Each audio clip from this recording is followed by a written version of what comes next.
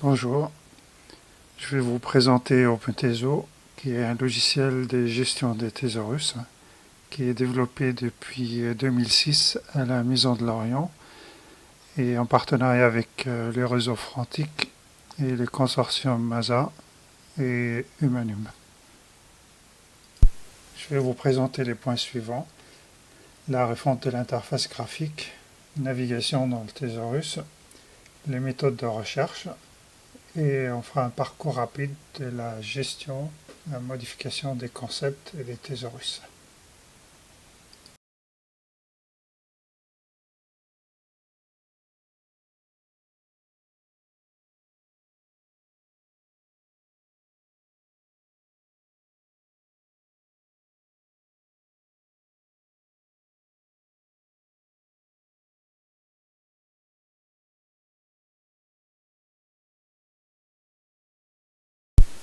Voilà, dans cette partie-là, je vous montre comment se présente OpenThésor au démarrage de l'appli.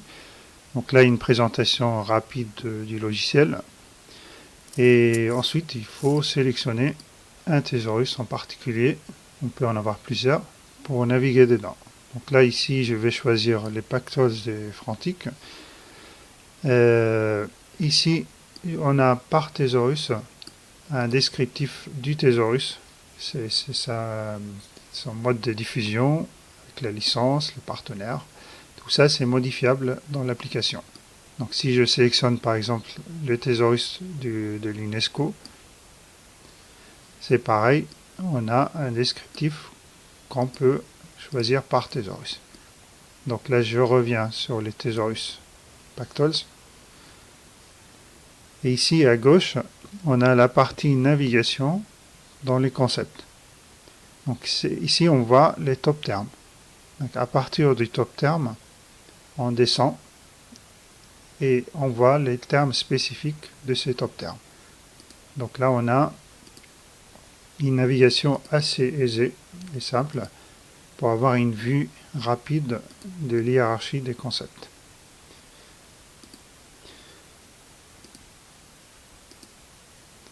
Donc quand on clique sur un concept en particulier à gauche, on a sa vue à droite qui s'affiche avec toutes les informations concernant ce concept.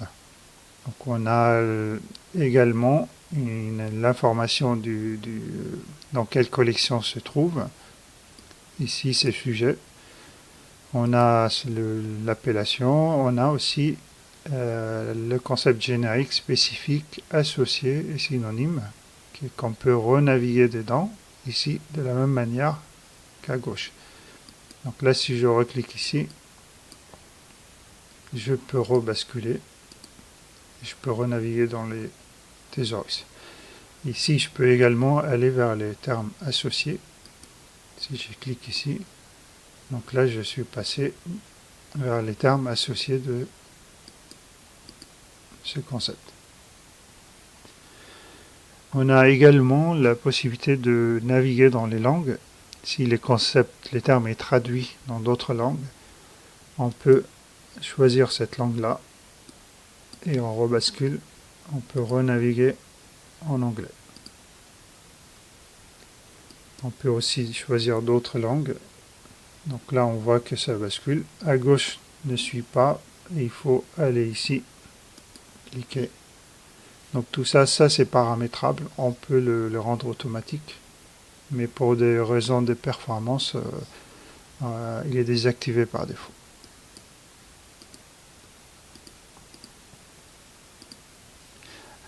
Donc ensuite, on a l'autre vue. Donc ici, on a la vue par hiérarchie sous forme d'arbre. On a la vue par collection. Donc là, ici, quand on bascule en mode collection, on peut voir toutes les collections du thésaurus. Et quand on clique sur une collection en particulier, on peut avoir rapidement combien de membres se trouvent dans cette collection. Ici, dans Peuple, par exemple, on a 639 concepts. Dans Sujet, on a 6080. Et si on clique, on ouvre la collection Sujet, on a la liste de tous les concepts qui se trouvent dans cette collection. Et de la même manière, si on clique sur un concept, on revoit son hiérarchie à droite. Ici, les concepts sont à plat. C'est comme ça que c'est défini dans la norme. Après, si on veut voir l'hiérarchie, on clique sur le concept et on rebascule ici en mode navigation dans l'hiérarchie des concepts. Donc ici, on a une hiérarchie. On peut descendre, remonter.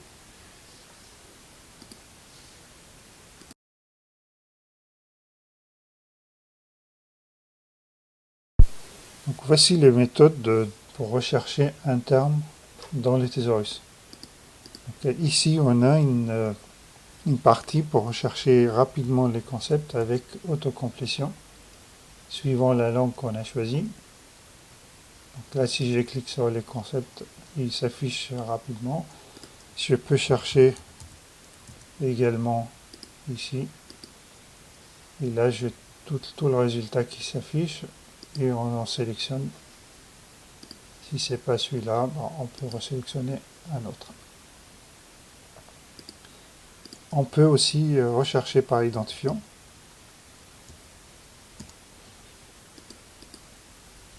On tombe aussi directement sur le concept qui a cet identifiant. Après, on peut chercher par d'autres langues. Donc, si j'ai choisi l'anglais, je peux trouver les concepts qui sont en anglais.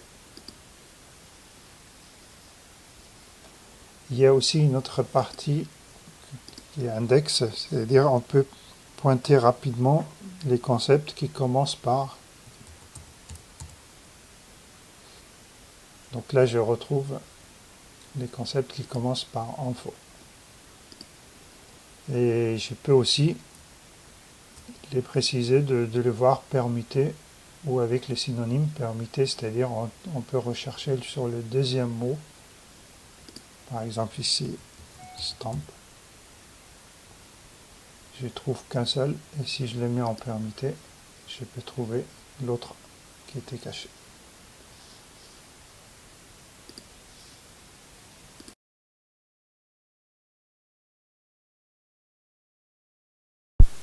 En ce qui concerne la partie gestion des concepts dans le thésaurus, il faut se connecter et avoir un compte admin.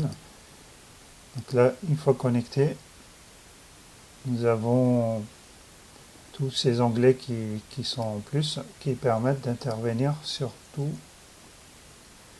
ce qu'on peut modifier dans un concept. Donc on a la partie gestion qui est assez aisée, assez simple.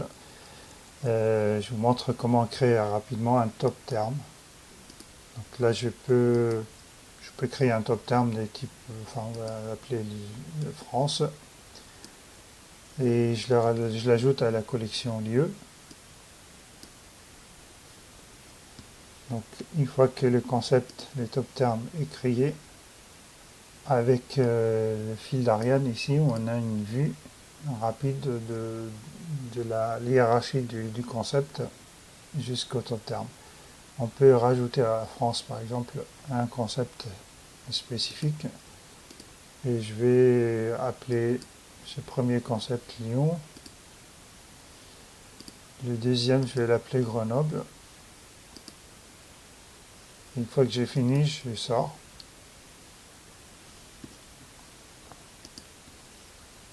Donc là, si je clique sur France, j'ai bien mes deux concepts spécifiques.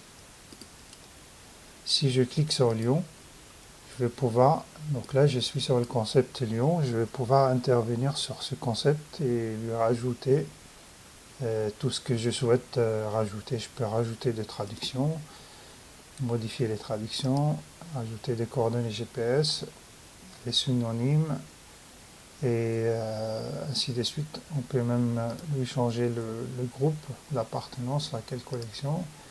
On peut le renommer. Et plus particulièrement, on peut aussi l'aligner d'une façon semi-automatique. Je vous montre cette partie-là. Donc j'ai choisi l'alignement des lions. Et ici, j'ai plusieurs sources d'alignement qui sont pré-paramétrées dans le logiciel. Donc là, vous avez toute une liste. Et là, j'ai coché que, pour l'exemple, que deux sources, Wikidata et GeoNames. Donc là, si j'aligne Lyon avec GeoNames, donc là j'ai un résultat et c'est l'utilisateur qui doit choisir qui est la bonne. Et ici j'ai des informations supplémentaires qui sont récupérées, qui sont les traductions. Donc je peux les récupérer ou je peux ne pas les récupérer. Donc là je décide de les récupérer. Après je vais faire la même chose mais avec Wikidata. Et donc là Wikidata me répond aussi avec toute une liste. Et je vais choisir la bonne. Pour moi, ça me semble la première. Donc là, Wikidata me répond avec... En plus, j'ai des définitions qui me le proposent, donc je les accepte. Et il y a aussi des images que je récupère et qui sont proposées aussi dans la liste. Donc si je valide, et je retourne à mon concept Lyon, donc là je vois qu'il s'est enrichi automatiquement. J'ai des traductions qui ont été récupérées.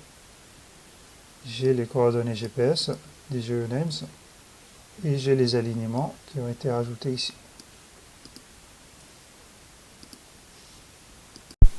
Dans OpenTeso, il est prévu 4 niveaux de rôle. Le super admin, admin, manager et contributeur. Pour chaque rôle, ses fonctions. Donc super admin, il fait tout. Admin, il gère tout, mais sur un projet en particulier. Manager ne peut pas créer des thésaurus ni d'utilisateurs. Contributeur, il participe avec des propositions des candidats ou modifications des traductions, par exemple. Donc les autorisations se font sous forme de découpage en forme de projet. Donc chaque projet contient des thésaurus et les utilisateurs ont des rôles en particulier sur un projet en particulier. Donc par exemple ici Jean, il est manager sur le projet B et il est contributeur sur le projet C. On peut aussi gérer finement le paramètre de chaque thésaurus. Donc on peut aller sur les préférences du thésaurus et on peut définir l'URI pour les concepts et la langue source, type d'identification, numérique ou alphanumérique. Et OpenTeso dispose d'un web service complet de type REST. Je vous donnerai l'URI en fin de démonstration.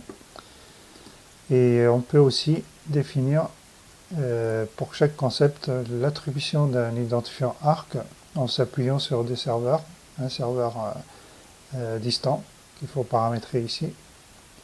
Il y a aussi, on peut s'appuyer sur un serveur de type handle et on peut même avoir les deux. Ensuite, on peut aussi intervenir sur les utilisateurs.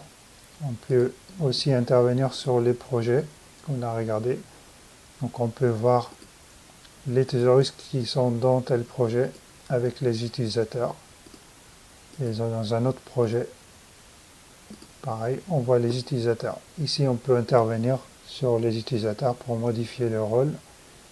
Et pareil, pour les thésaurus, on peut les passer d'un projet à un autre. Pour la partie import et export, il y a un module spécifique qui permet de le faire. Ça se trouve dans la boîte à outils. Pour l'import, il y a deux formats. On a le format CSV. C'est un format assez simple. Il y a un exemple ici de format accepté. Il faut suivre ces formats et à partir de là, on peut importer tout un thésaurus en CSV. Il y a aussi le format SCOS. Donc là, il faut avoir un fichier en SCOS. Donc je vais en chercher un. Donc j'ai un fichier sur la biodiversité qui est en SCOS. Donc il a été chargé avec son URI. Et donc là, je vais l'importer dans le projet A. Donc là, je vous en parlerai des projets, ce qui permet de définir les droits des utilisateurs sur les projets. Donc là, j'importe. Ça va assez vite. Voilà, on a les thésaurus qui viennent d'être importés. On peut intervenir dessus pour les modifier, lui rajouter des langues pour les traductions, ou le réexporter. Si on revient sur les thésaurus qu'on vient de charger, ici on voit rapidement qu'il a été chargé avec tous ces concepts. Et on peut maintenant travailler et gérer ces thésaurus. Donc on voit ces collections. Il y a des collections, sous-collections. Donc pour la partie export, c'est de la même manière.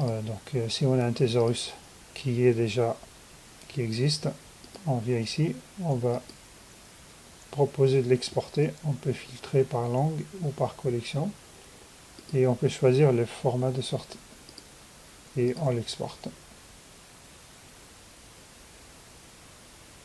Voilà, donc le thésaurus a été exporté. Maintenant on peut l'enregistrer.